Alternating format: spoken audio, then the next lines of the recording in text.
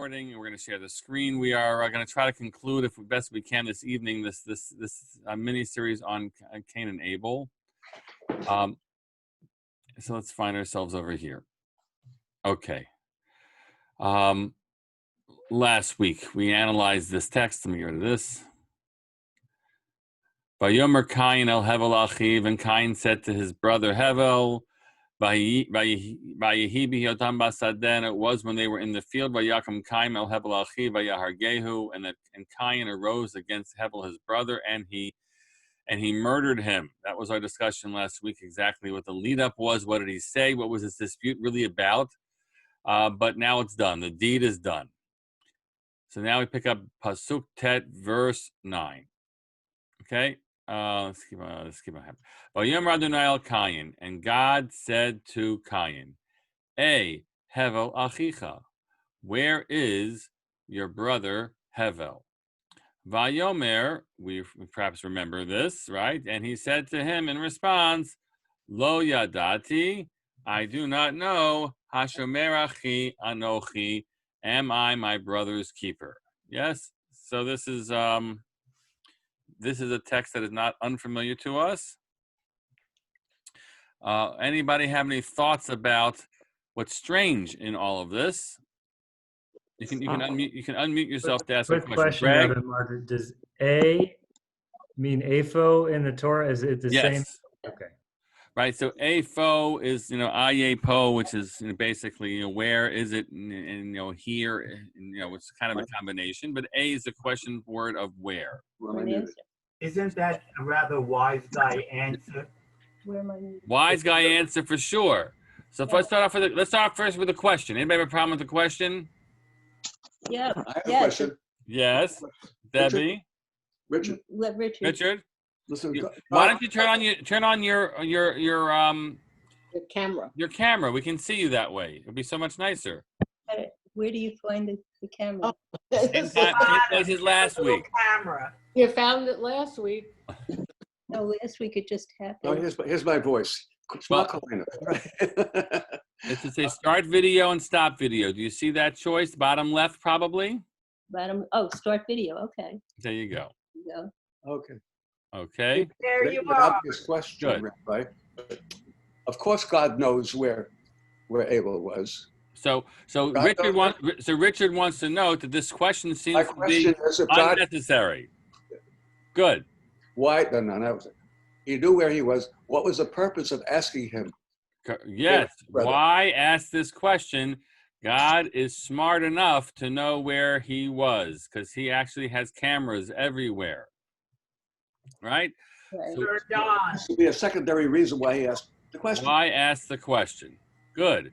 And asking the question, you got the smarty pants response, which is going to get him into deeper trouble than actually, along with the crime that he did. You would think, right? But just, what kind of? My brother's keeper is a smarty answer. I mean, it's an evasive answer. Well, where's your brother? How am I supposed to know? I'm not in charge of my brother.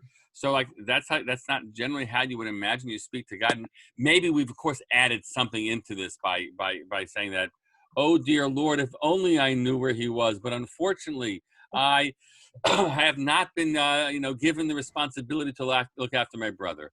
Okay, we could read it that way, and it loses some of its rudeness towards God. And minimally, of course, it's an evasive answer, even if it's not rude. And that leaves you with wondering, what are you, an idiot? You think you can, play this game with God? It's just a very strange get back and forth. Mimi, you want to say something, or your microphone just picking you up? Well, it had to be a secondary reason why he asked the question. I think that's true. So let's take a look and see how at least the classic reader Rashi will have it, okay? I see some others are just joining us now, so hop on in and turn on your videos, please. And let's take a look. So says Rashi. Oops. Richard, are you able to see it, or can Debbie read it on your behalf? Where is Abel thy brother?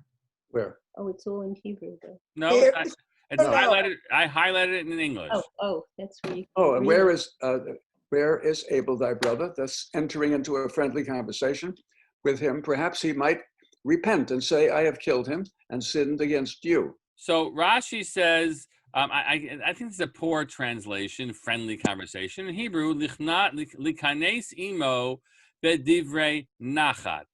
Instead of choosing, God made a choice here not to enter into an accusatory engagement with him. Instead, he does it with some pleasantness, that perhaps he would respond to him. This is really a bad translation. Sheesh. I pulled it off the internet. They don't know how to translate things. Perhaps he would respond to him, I killed him and I sinned against you. So anybody have to help me out a little bit? So what's he getting at? What did God hope might happen? He wanted Cain to feel bad that he had done that, or to feel guilty that he had done that. You think it's about guilt? Anybody have a different angle besides guilt? At least be truthful and come out and tell the truth. Yeah, he's giving him an opportunity instead of being arrested and shackled with handcuffs, right? And saying, you are hereby under arrest for. He might still be under arrest in a moment, but instead he says, do you have something you want to tell me, right? That's in effect how this is being read. Boy, your brother Hevel, I've been missing him. I can't find him. So that would be his opportunity to speak up. And instead of choosing to speak up, right? So back to the text here. It says, Richard, you want to read this as well? If you don't mind, Richard. He says he became a deceiver of the Most High. That is, he persuaded himself that he could deceive him. So as one commentary puts it, if God hadn't asked this question, he would never have thought this possible.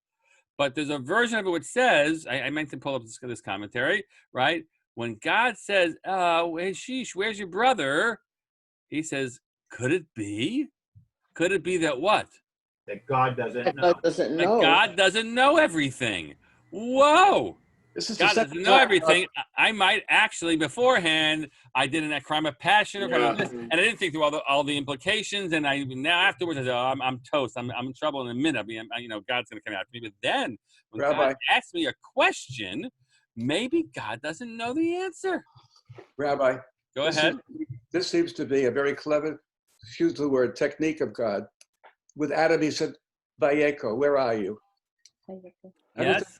I don't think he was looking for the location. I think he was looking for something else and using those words. Yes, right. So you're correct. You correctly see a pattern in this version of commentary that says that God would like the human to fess up, right, on their own before they get accused, and in both cases they fail in different ways. And in this case, so he thought maybe I can get away with it. Lo yadati, I don't know. Of course, he does know. And then Hashomer Chi Anochi, right? This is basically that's a rhetorical question. Am I my brother's keeper? And the answer is, of course, you're not, but you are your brother's murderer, right? You were with him last. We all know that. So maybe God could have done a Columbo on him. Walked out and before he left, he said, "Oh, just one more question, right? I noticed that there are blood stains on your coat, so I'm a shochet also. So that's not good, right? So then God, it's over. It's over. Vayomer, back in the Hebrew side of the Chumash, Vayomer me'asita, and God says, "What is it that you have done?" Me'asita. Kol demei achicha tzewakim elai min ha'adama. The sound of your brother's blood cries out to me from the ground. Anybody have some thoughts just on the use of that turn of the phrase? Just how do you react to the phraseology? Some other voices here. From the ground, could it be that Cain has already buried him in the ground to kind of hide it? Okay. The ground absorbs the blood. That's the ground absorbs the blood. Yeah. This So- is similar. Go This ahead, is- Mimi. I'd love to see your face. Are you able to turn your video? Not tonight. Okay, well, let you be a disembodied voice. Go ahead. So this is very similar to what we hear about when we talk about Eretz Yisrael, and that when we enter the land is Yeah, good. You know what, Mimi, hold on to that because it's going to be. Let's wait until we get to the punishment, right? And which I think is going to. I know where you're going with that. So hold that for a moment. But so first, it just. I'm going back on mute because Bam Bam is playing with his toy. Okay, Bam Bam would be her dog. Everyone. So so just firstly to turn the phrase. It's a very powerful image, right? Basically. This is like Edgar Allan Poe-ish, right? Which there, at least in Edgar Allan Poe, what's called the where the heart the heart is beating. Telltale heart, right? Where the heart. So there, actually, nobody else hears it. Only he hears it. The murderer hears the beating heart from under the floorboards every day, right? So Cain seems to not hear it at all, but God says, "I hear it," right? So that the deceased, even though you thought you ended this person and he's gone and he can no longer bear witness. I'm telling you, he bears witness now, right? The spilled blood is calling out to me from the ground. You mentioned, I think, Richard, about the blood being absorbed into the ground. We actually have a mitzvah. It's a shechting mitzvah. Anybody know the shechting mitzvah? When a shochet, when a slaughterer slaughters an animal.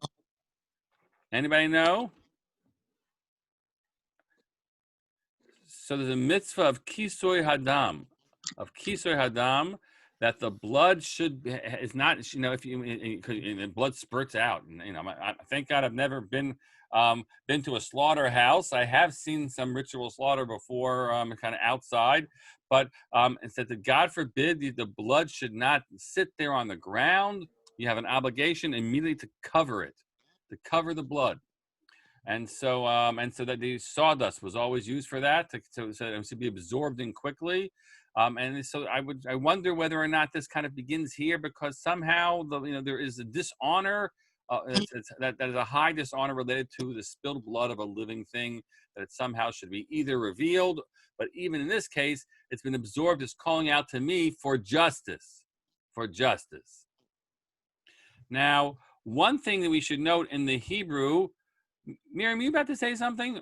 Yeah, when I was first married, I lived near 13th Avenue in Borough Park, and there was a place where they slaughtered the chickens, and I used to go with my mother-in-law. I might not be remembering correctly, but didn't they go like this? Wait, the chickens or the shaykhid? Yeah, to the chicken. Didn't he shake it or do something with it? I don't know. They would try to get all. There's the first level of the blood. There are two parts of the blood letting of an animal. Yeah. That's not the right word to use, but the first is the dam hanefesh, they refer to it, the blood that would come out at the moment of the slaughter, and then there is the tissue blood. So the first one you accomplish by putting it upside down and getting the blood out that way, right? You might. And the second, although it might only be the first spurt of blood, isn't this enjoyable, everybody? And then afterwards, of course, we know then you salt the meat to get the rest of the blood out. So, but the chickens are hanging upside down, and you'll note, right, there's lots of sawdust in those old butcher shops. But it smelled. That place stunk. I wonder why. Right, it's not exactly right. So anyway, so there's here the phrase that's used. We should just note it. It is what's the word for blood in Hebrew? Dam. Okay, so let's take a look and see. And the blood of would be dam achicha. Yet the Torah says demei achicha in plural, and soakim in plural. the bloods are calling plural out to me from the ground. So that's unusual. Or it's not. Okay, so let's take a look firstly at how Shadal, right, 19th century commentary, how he reads it. Miriam, can you see this? Yes, I can. Okay. Okay. I hear, the he must be Hebrew, often means I hear as in hark, your watchmen. They lift up the voice. So kol doesn't mean that there's the voice of, but I hear, because blood doesn't have a voice, but I hear demei achicha, the blood. Okay, go ahead. Okay. The blood of, when the reference is to a human being who is killed, the plural of dam, blood, is usually used as in, I and my kingdom are guiltless. From the blood of Avner, son of Ner. And there too, it doesn't say dam of Avner, son of Ner, but it means demei. And this, so he says it's not unusual to have a plural word, because we all know, right? If you give 2 pints of blood, and you hand over 2 bags of blood, do you say here's bloods? No. No, you say blood. Blood is always singular, right? So in this case, we say that the Torah uses, in the Tanakh we use the word plural, plural use of bloods when it's referring to taking a life. So it's not uncommon, and it uses it the other way as well. Okay. Now, and then from the ground, this is the last piece. Even though it has been absorbed into the ground, it cries out to me. It still has a voice. Okay. Now the Ibn Ezra reads it differently. Look at this Ibn Ezra. The blood was spilled in many places. Therefore, the Torah uses the plural for cries out. That's it. So blood was spilled in many places. What does that mean? There was so much blood it splashed around. Or Abel tried to get away and he was bleeding all over. Good. Okay, good. So you have a sense of a big mess. Yeah. What else? The struggle. They were wrestling. This is the first murder, right? Yeah. The first human murder. So there wasn't much of a guidebook for the one who's gonna commit the murder. And so what doesn't he know? He doesn't know that it's going to make a mess, and he should have. He doesn't have to make a mess, right? Should have brought a towel. Okay. To cover it up. So or what he doesn't know is exactly he doesn't know where to stab somebody. How do I kill this person, right?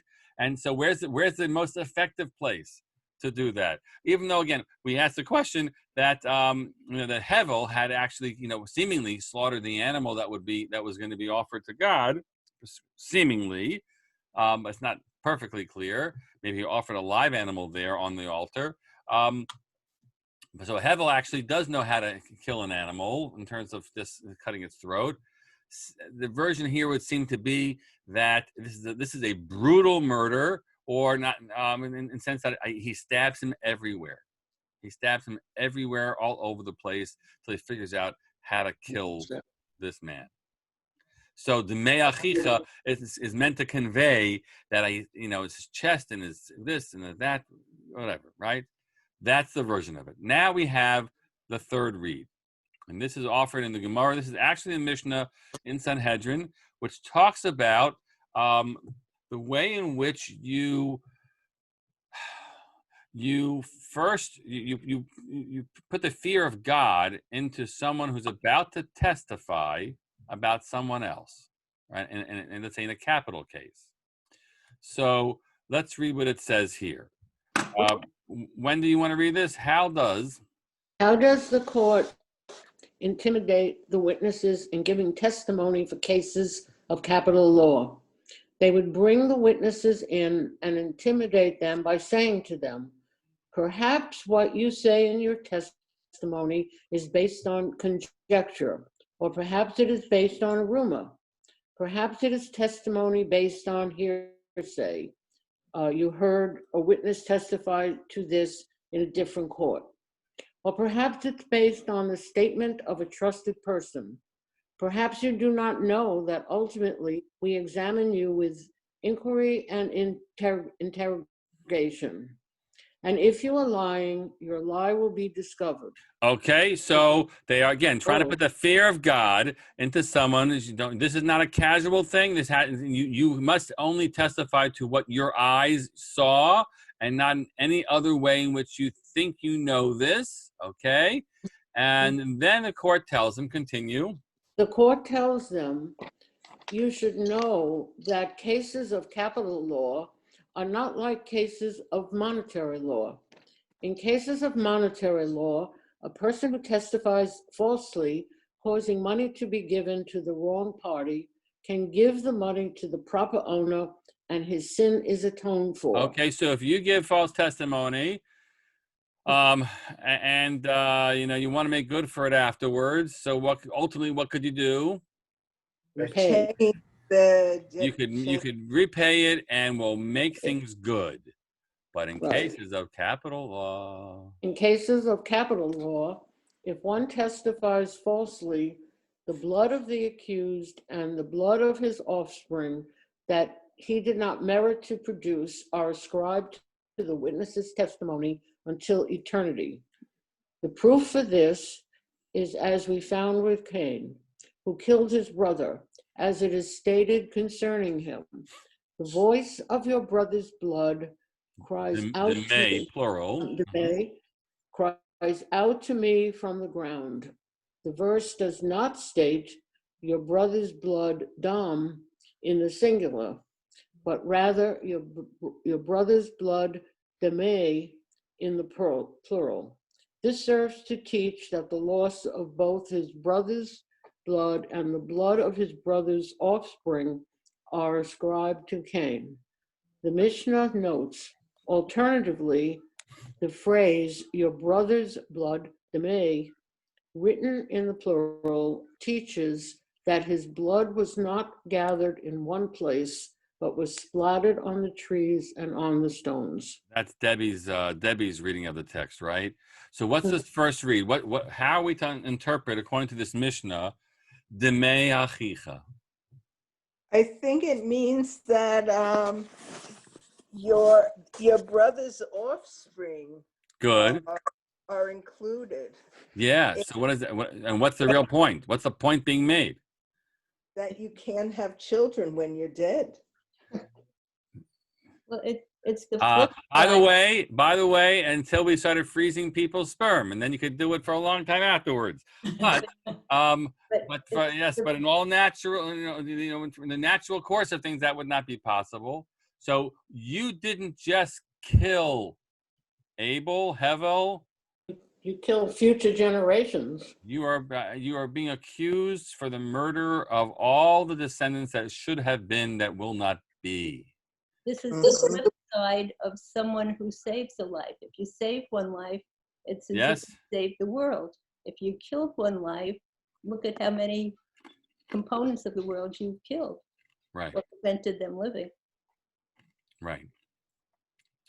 So God wants to, deeply convey to Cain that you've cut off a family line, and I consider it really, we don't say that you are now on being put up on charges of killing whatever we figure out what the exponential numbers are, and it can keep on going until infinity. So right, you're guilty of gazillion people murder, but on some level we're saying yes, you are, right? You are. Yeah.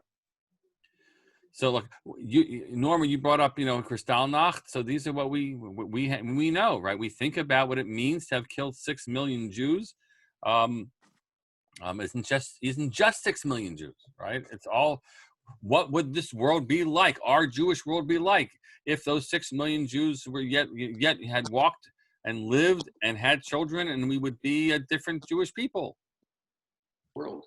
So that is the accusation that God lays before him, and So now you're Cain, you're Cain, and a minute ago you thought you actually might have been able to avoid punishment because, and I might get off, off.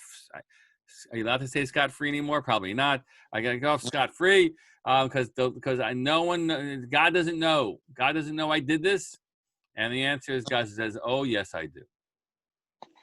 Okay, so now you're Cain. What do? You throw yourself on the mercy of the Throw court. yourself on the mercy of the court. But God doesn't even give him time for that yet. God immediately passes, finds him guilty and passes sentence. Back to our text here. Ve'ata, verse 20, verse 11. Ve'ata, and now, arur ata min ha'adama, asher patatat pi halakachat demei achicha miyadecha. And now you are cursed, arur ata, from the ground, which opened its mouth to take in your brother's blood from your hands. Okay, what does that look like? Kita avodat hadama, when you try to work the land, lo tosef tekochala lach, it will no longer continue to give its power to you. Na v'nad tehiyeva aretz, you will be a wanderer on the land. So what do we do? What does this mean? So how does a punishment work here in your minds? The nature of this punishment, is it something that makes sense to you? How does it fit? He's kind of taking his identity away. David, go ahead. Turn on your video for a minute so we can see you. Go ahead. He's taking Cain's identity away. He's a farmer, and he's taking that away because he took his brother's identity away by killing him. Wow. Okay. Now, and in certain ways, shepherds are wanderers. They're nomadic, at least, right? So now you're going to end up having to wander around, but you're not going to be a shepherd. So now you got neither. It's like a man without a country. Man without a country feeling we have here. Yes. So how does it begin? The land which opened its mouth to take in, right, your brother's blood is no longer gonna serve you. It won't. You're gonna work it, and it's not gonna respond. You assaulted the earth by causing the blood to run into the earth. Okay. And now you're going to ask us to grow things for you? We won't do it. You made it. You're unwillingly your partner, and now it's gonna refuse to be your partner any further. Okay. Mimi had an idea. Can we go back to your idea, Mimi? Bam Bam. Hi. Okay, Yeah. go ahead. Your idea about the earth. So we say that Eretz Yisrael doesn't support any type of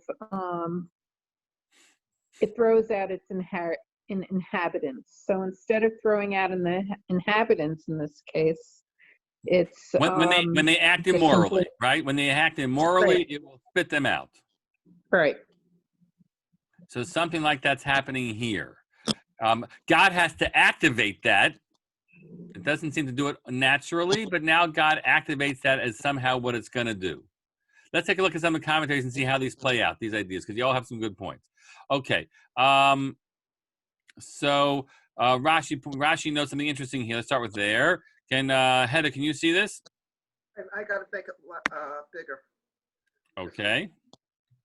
Cursed be thou from the ground, or more than the ground.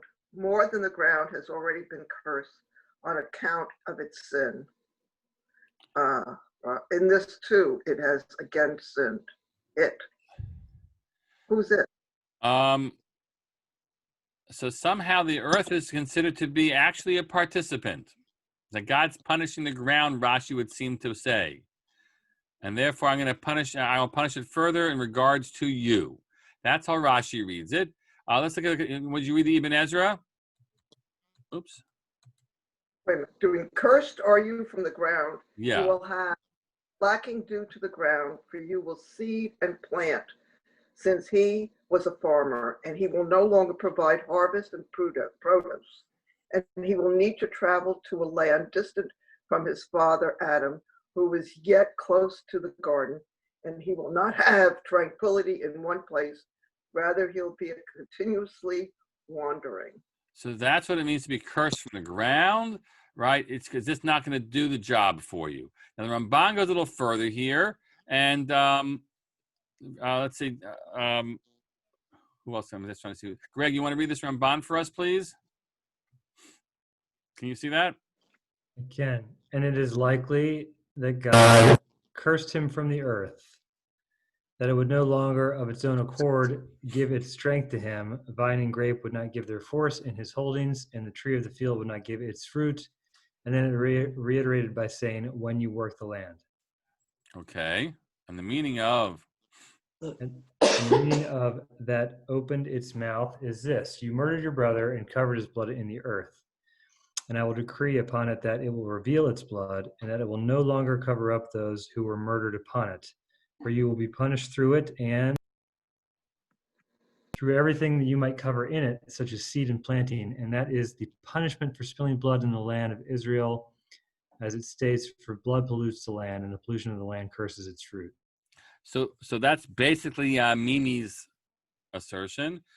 Whether or not, one tough question is like, where is this happening? Is this in Israel or not? We saw a midrash which kind of says that they're, they seem to be close to the Temple Mount, so maybe it's all happening in Israel itself. But you see the tit for tat. You try to use the land as some place that you could cover things up in the land and it would do your bidding. So now I hereby decree that the land will never allow you to succeed with anything that needs covering up. So what do we know about farming? What's the nature of farming? How do you? You have to plant on top of the ground. You plant your seeds in the ground, right? And you plant your plants if you have in the ground and cover them with soil, and then eventually, it will give back to you from covered up in your favor. So now he's basically saying whatever you put under that ground, the ground is going to say, forget it. Here, might as well have the seeds back. I'm not doing anything for you, right? So that is his curse. So now, whereas we know when it came to Adam, there was a generalized curse that befell him, that he'd have to work very hard in order to have the earth yield its produce, and he wouldn't see the wild benefits you might have seen in the Garden of Eden. But you know what? You put in a hard day's work and you see something. But now God's saying that Cain's not going to have any of that. So that's. Doesn't he say Cain has to move? You will be a wanderer, but you'll be a wanderer because you're going to just desperately you're going to be a forager, right? That's probably what we say. Not a nomad. You are a forager. What are foragers? Look around for food that's there. That's right. You'll take whatever that happens to have come out of the ground. It doesn't done for you. Maybe you can swipe a potato, a tomato here and this that, but that's how you're going to have to live your life. Okay. Possible different interpretation of this? Go ahead. So I'm looking at this. I don't see it as being concrete. I think I see the blood as being symbolic. Yes. And it's symbolic of the angst and the emotional distress that one has when one commits an act like this. And that blood basically penetrates and pervades one's entire life. You can't get away from it. No matter how far you wander, no matter where you go, it's constant and it's pervasive in one's life. In a normal person, in a person who's antisocial, they feel no guilt and it doesn't matter. But in an otherwise normal person, the guilt will follow them the rest of their lives. So that brings us back to our reference earlier to the telltale heart, right? Exactly. Right. So It is not your brother's blood by itself. It will be cursing you forever. Yes, Exactly. good. We can come back to the telltale heart. Right. Now, there's one other piece of this, which is so nav and nad aretz is kind of just, this is simply what the result's going to be for being this way. What is happening here? I can't see anything. I'm going to do this one more time. I'm sorry. Please pardon me. Interestingly, now you're no longer. Okay. So you will be a wanderer is simply the upshot of needing to run around to find things. But if you look at the Ramban here, actually want to finish this last point, Hedda, the last piece of this Ramban, and the third element? And the third element, that he would be a wanderer in the land, meaning that his heart would not rest and would be still, to stay in one place within it. Rather, he would be exiled forever, for the punishment of murderers is exile. Right. So that now says it's not the fact that the land will not produce its will not share its produce, and it turns out that you're gonna have to forage around. It's like that sounds secondary. But now the Ramban argues that it's actually to achieve the ultimate punishment, which is galus. Exile is the punishment of the murderer, right? And so, what happens to the person who kills without intention? What's the halacha in the Torah? You unwittingly killed somebody. Where do you go? Yes, you have to go to the city of refuge. You are exiled from your place to the city of refuge, right? Even if you're not worried about the strange institution of the Goel Hadam, right? The blood redeemer that might come to avenge you. You say, you know what? I'll take my chances. And halacha is no, you have to, and that's a case of just killing without sufficient concern for safety. Okay. Yes, Willa. Aren't you saying premeditated? So in this case, it's premeditated. So the galus is even harsher, right? It's even more fitting. Now, what God does not use, what's the usual punishment for murder? Murder. What's the punishment for murder in the Torah? Death. Death. Death yourself. Capital punishment. The Torah, believes in capital punishment and asserts capital punishment. So God is not instituting capital punishment here. Instead, he says, wandering forever. Now, how long is forever? As long as you live. Not a trick question, but I'm going to ask anybody here in this on this Zoom, the maximal forever that we should ever imagine for ourselves is how long? 120 years. Okay, 120 years, right? How long is their life going to be? They have no idea. They do know that God has had already decreed upon Adam and Eve that they will not be immortal, but they don't have a sense about how long will life be, and it can go on for a very, very, very long time. And in fact, those generations at the beginning of Bereshit, they go on for 800, 900 years, right? So that's a long time to be so punished. Right. These are now like Sisyphean, punishments that we have here. Basically eternal, right? So it's 8:25. Let's see. We still have some more. We have a lot more to do here. I have a question. Go ahead. Does that mean that if Cain had a wife and had children, that they would be also wanderers and exiled forever? Well, we have to read the next verses, right? Eventually, right? Because he does get married. So what is life going to be like with this man who's always? Maybe it means that they stay home and he every once in a while he shows up again, but he's kind of wandering about. Like what? Right? How does he have any kind of life at all? Either he schleps them along, or they refuse to go along. So. Yeah, but are his children cursed as well? Well, so good. That's what we need to ask in terms of the final. We have one more week of this. I see already time wise. What happens to them that way? But look, we think about the people who now there's some people in the shul before COVID, right, who would spend 3 or 4 or 5 days a week traveling for their business, right? We had here in a prior generation, we had people who owned factories in our shul. At least one of them owned a factory in South Carolina. So wow, that means you might be gone for 10 days and come back home, and it is right. So that's like a really hard way to be. My Really hard way to be. My father was a traveling salesman. He wasn't home during the week. And so with the weekends he made it home, right? Right. So that's there you go. So that it's not an existence that you want for yourself, having lived in that, right? No. Right. So we're going to stop here, and we're going to next week, God willing, we'll come to the conclusion with Cain's response to God in terms of his unreadiness to accept this, and ultimately God's response to him, and then the fate that seemingly befalls him at the end of the story.